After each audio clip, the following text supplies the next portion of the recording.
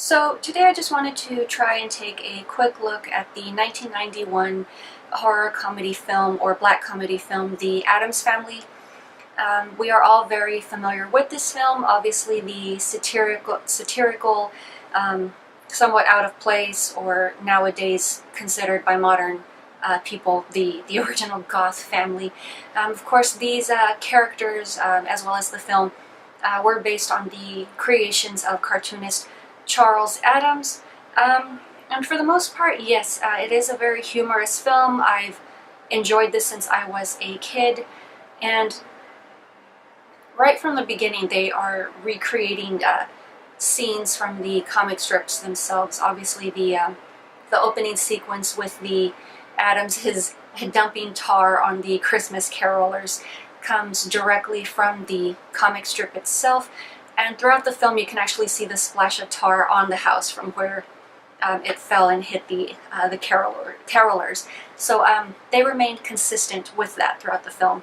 So obviously in this film, Fester, who is now become Gomez's brother, who originally in the comic strip was Morticia's uncle, not Gomez's brother.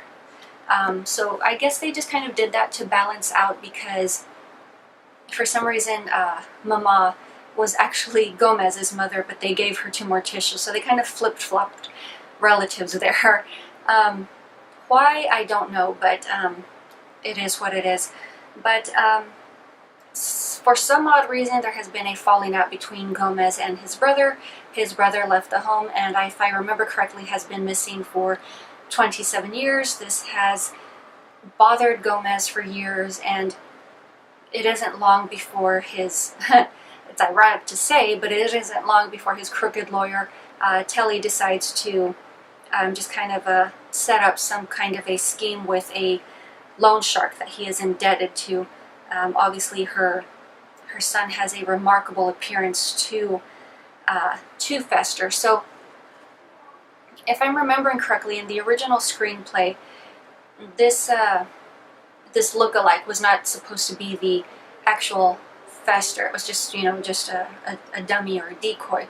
Of course, the actors in the film felt that it was necessary that this actually did have to be Fester and just eliminate the doubt. So that was changed. But of course, oddly enough, the only actor who was not concerned, or who didn't care about this, was Christopher Lloyd himself, the man who played Fester. So I just found that just a bit interesting there. The fat suit that Christopher Lloyd wears in the first Addams Family film is noticeably different from the one he wears in the second film. The second one is definitely a lot more puffy or cushiony. It's a lot faker, or it's a lot more fake looking. But the suit that he wore, the suit that Christopher Lloyd wore in the first film, had actually been loaned to him by Bruno Kirby, and he was, of course, the actor from Godfather 2.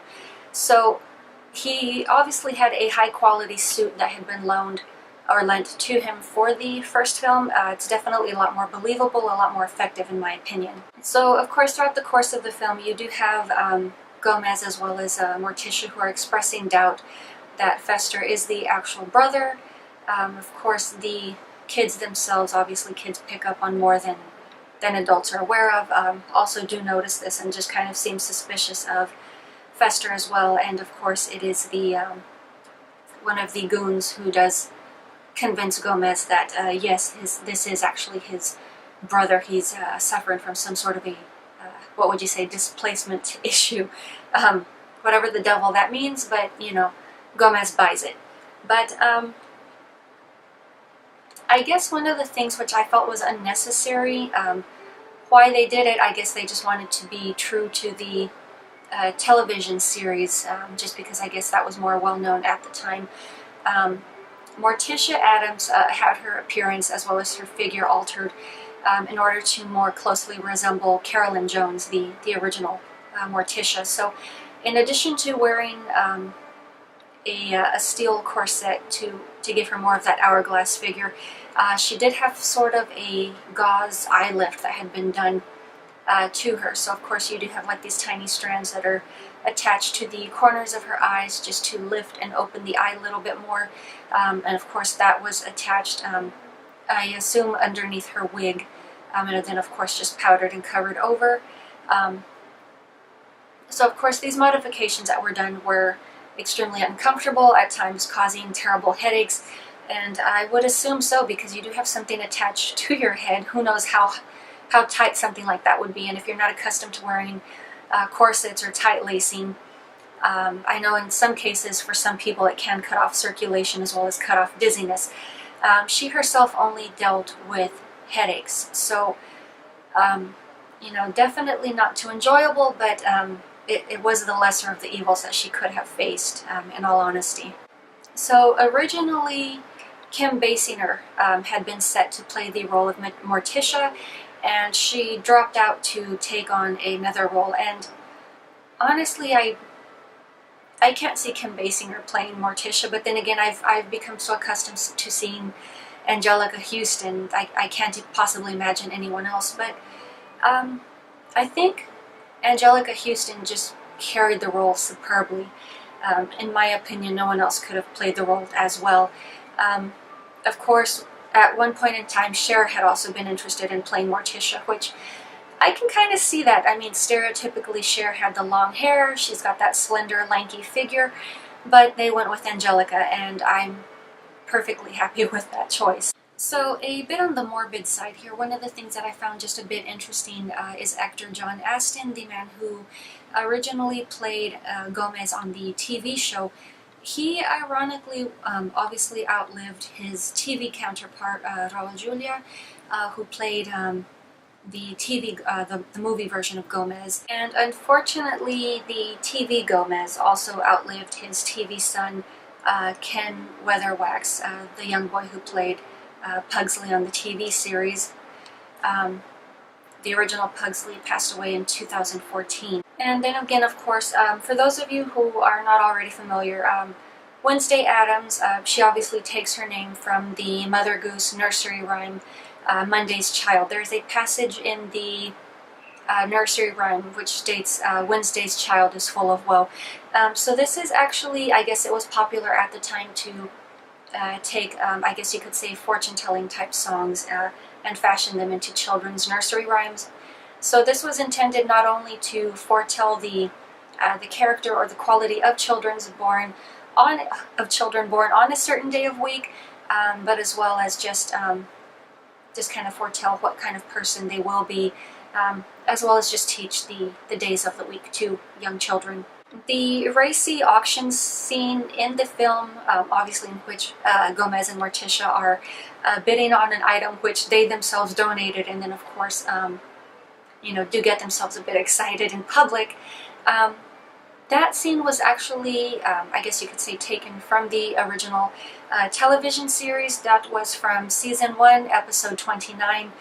It was referred to as Morticia's favorite charity. Obviously, I'm assuming the scene in the television episode wasn't as risque, even though it is censored in the film. You know, everyone knows what's going on.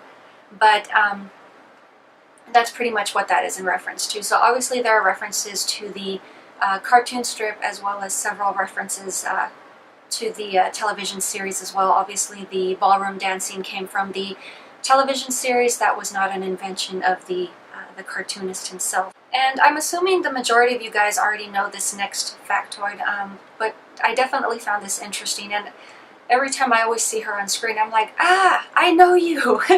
But this would be in reference to Mercedes McNabb. She plays the Girl Scout in the film who's attempting to sell cookies to Wednesday and Pugsley as they're up front in I guess in front of their motel room trying to sell cyanide lemonade. But she is in both films. She also appears in Addams Family Values. She's obviously the snobby girl who is the, I guess you could say, the lead pilgrim in the Thanksgiving pageant. And I'm assuming the majority of you may recognize her as Harmony from Buffy the Vampire Slayer, the stuck-up popular girl who later became a vampire and took up with Spike. But yeah, definitely a very noticeable and recognizable face. So moving on to the sequel, Addams Family Values. This was a 1993 release, and in my opinion, not as good as the original. I believe in my lifetime I've probably only seen this movie twice, the second time being for this review, and for the most part I really did not remember it. I know I had seen it as a kid. I didn't like it then, I didn't like it now. I have no intentions of allowing this film to grow on me. I just think it's terrible. But there are a lot of things about this movie that just bother me. And I guess maybe it's just because of the fact that I'm just so familiar with the original film. I'm just kind of disappointed that it doesn't follow the same feel as the original film. So in this one, they're obviously getting away from the feel of the first film. The first one obviously mimicking closely the television series itself. This one tries to step out and become its own film. They definitely do go for a bit more of the morbid humor, but it's just more the special effects or the gags that just really don't work for me. The over-exaggeration of the computer-generated stuff, like in one of the opening scenes where Gomez and Fester were talking about their brotherhood rivalry as children. Fester's hurled against a wall in the parlor. Gomez proceeds to throw daggers at him, pretty much just pinning him to the wall. And they just fly in so much quick succession, it's just not even believable. I mean, in my opinion, if they had just slowed it down just a tad, they wouldn't have lost me. But that's just me. The other scene that I had an issue with was the dinner scene, in which Gomez and Morticia, as well as Fester and his love interest, they go out to dinner. I guess they're just kind of like in an underground chamber or cavern. And there's just this beautiful waltz or ballroom scene in which Gomez and Morticia are dancing. You have all of these dramatics, like her throwing a dagger and him catching it with his teeth, which, you know, it wasn't too exaggerated to me. What lost me was when, I guess you could say, Morticia was like laying on the ground and Gomez is just kind of spinning her around like, I guess like some sort of a children's toy. But the fact that the scene just goes on for so long, I'm just kind of like, whatever, move on already. But the previous effect prior to that, the one where Morticia's just spinning across the dance floor and she has flames just trailing from her feet, you know, I thought that was a very well use of effects, especially because it describes just how sexy the whole scene was. But I don't know, it's just that one spin that just really threw me off. So getting myself into order here quickly, for those of you who are not familiar with the Addams Family Values, obviously in this scene Gomez and Morticia have a third child, and in the beginning she just weirdly goes into this just very calm, very stoic labor, in which Gomez is just kind of like fiending and asking her, are you in this terrible pain? And she, you know, she's just very calm and seductress about it, and she's like, it's terrible. But that's them for you. You can't really expect them to break character. But obviously, as the film progresses, Wednesday and Pugsley make it known that they do not want the baby around. They don't dislike him, but they're not crazy about him either. So in order to help deal with this, the family does take on a nanny who is played by Joan Cusack. And honestly, in the beginning, it was a little bit hard for me to place her because I recognized the voice, I recognized the facial features, and I was aware of the fact that this was not a usual look for the actress, and I was like, who is that? I know her, I know her. And eventually it just clicked. It's not a bad role. I've never really seen Joan Cusack as, you know, like one of the sex pot vixens, but that's pretty much what she's playing in this film, just a basic Black Widow gold digger. So she marries Fester for his money and attempts to kill him off, I guess not realizing that the family themselves are not the average human, because they can survive things that everyone else can't. So she obviously gets very frustrated. She isolates him from his family, but before she does that, she does encourage Gomez and Morticia to send Wednesday and Pugsley off to summer camp. So the separation of the film began long before the actual wedding itself. But for some odd reason within the film, this causes some sort of a strange malady. Obviously, family needs to be together, blood needs blood. So the young child, the new infant in the family, Pubert, takes ill and he starts becoming normal gradually, which freaks everyone out. And there's obviously no way they can get a hold of Fester, because he's pretty much being held hostage by his wife.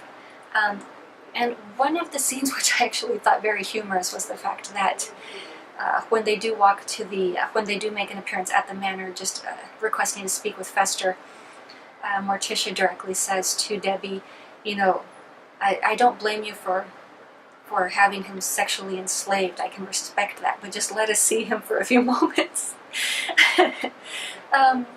You know, I just thought that was hilarious, just the fact that potentially it's something that Morticia approves of, and that's really not too far a stretch, just considering the relationship that she and Gomez have. But they are definitely a very loving couple. They definitely do care for one another very greatly, as well as their own children. And obviously, I would say among a great many people that I have run across, they are definitely one of those couples that are envied. Everyone always refers to them as goals. Which, yeah, I mean, I myself am a bit envious, I'm not going to lie. I definitely admire their relationship dynamics, the family as a whole.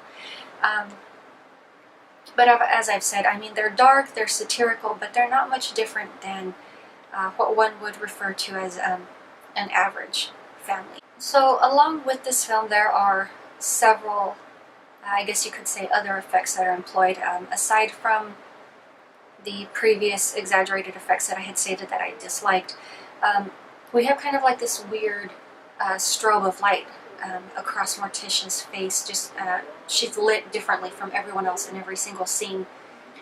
Why on earth this was done, I don't know. I guess just to make her more dramatic, but I found it just distracting and annoying. But this same effect was also used on, I believe, Faye Dunaway in Mommy Dearest. So this is not a new invention. It's something I see rarely, but I think it's just the fact that the majority of the scenes are so dark, and then you just have this strobe of light that just really stands out. For some reason, I just found it distracting. So obviously, while Wednesday and Pugsley are away at summer camp, they are forced into some holiday pageant, which once again just makes absolutely no sense to me, because they're at summer camp, but they're doing a pageant for Thanksgiving. So to me, there is no logic there. It just makes no sense whatsoever. But obviously, all of the kids who are considered outcasts are forced into playing the Native Americans. And it's just as politely stated as possible. It's just a very judgmental and one-sided written play. But they do stage their right. They get out. They make their way back home to Gomez and Morticia. And of course, they then later do recuperate Fester, as he also makes his way out of there. Debbie does try to take the family hostage, and she meets her untimely end, rightly so. But a few of the other changes that I just kind of found, I guess, odd or unnecessary in the film. Obviously, Wednesday is older. In this film, for some reason, she randomly wears red nail polish, same as Morticia wears, so I don't know if it's just like a sign of her growing up, or if they just wanted this film to be distinct from the first one. Obviously, the humor and the special effects are considerably different as well, but I'm really not too sure how that was intended to be read off as. So while the kids are away at summer camp, they are just kind of sent off to this brainwashing room to force everyone into being, happy, well-adjusted kids. And I'm sure it's like one of the more standout things in the film is there's a poster that says "Heal the World" right next to a poster of Michael Jackson. Michael Jackson had originally been contracted to write a song for Addams Family Values, as well as promote that song via music video. And of course, due to legal issues that he had gotten into, That was pretty much just dropped from the soundtrack, and it wasn't until years later that that song found its way into one of his short films. The song was "Is It Scary," which was included on his 1997 Blood on the Dance Floor, History in the Mix. And of course this was also used in the short film Ghost, which was released in 1997. So Michael Jackson still found a way of making use of his material.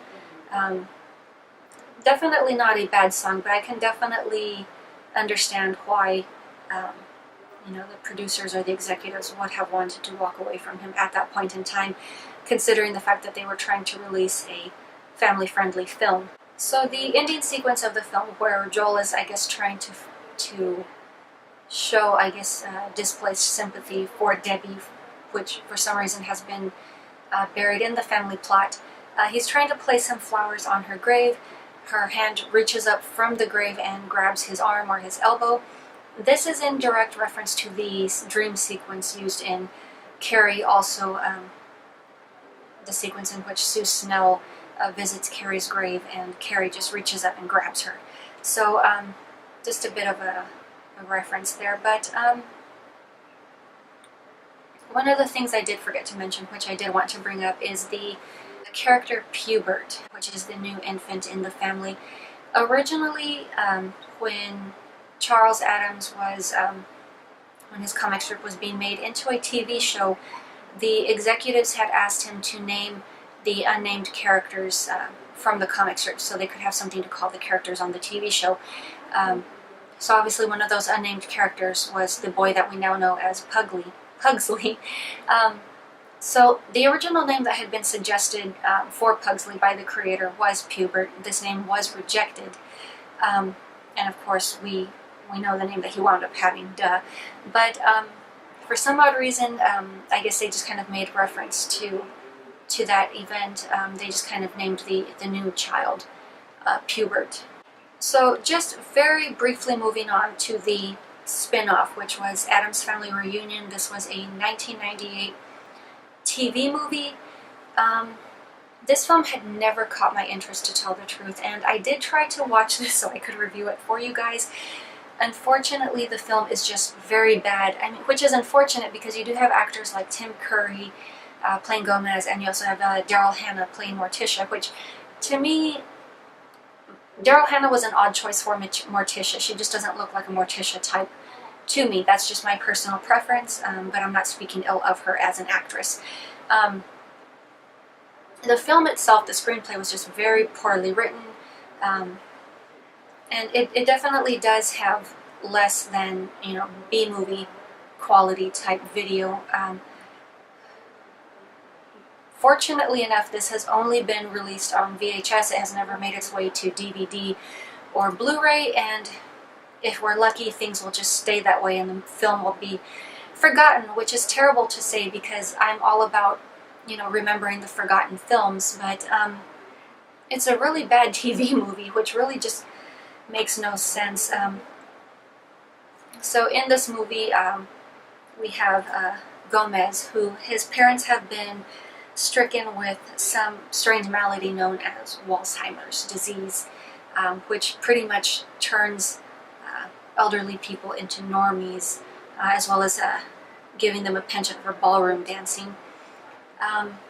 So this film itself is not tied to the theatrical releases, doesn't really make too many references to the comic itself. It's just very standalone, just a spin-off in the most essential form possible. Gomez devises the idea that to potentially find a cure for his parents, because he's obviously desperate and nobody wants to see, you know, their parents ill or stricken with any sort of a disease, which is understandable.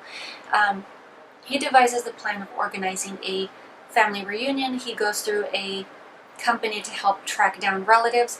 Unfortunately, they track down the wrong Addams. Addams with a single D rather than double D.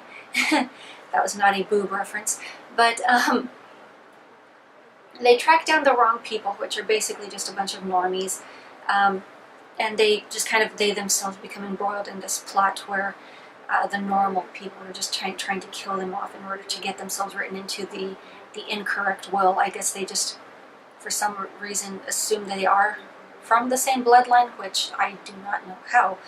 But somewhere in there we also have a subplot of like some mutated dog, I forget his name, but he's trained as an attack dog by Fester, and the animal only feeds off of human hair.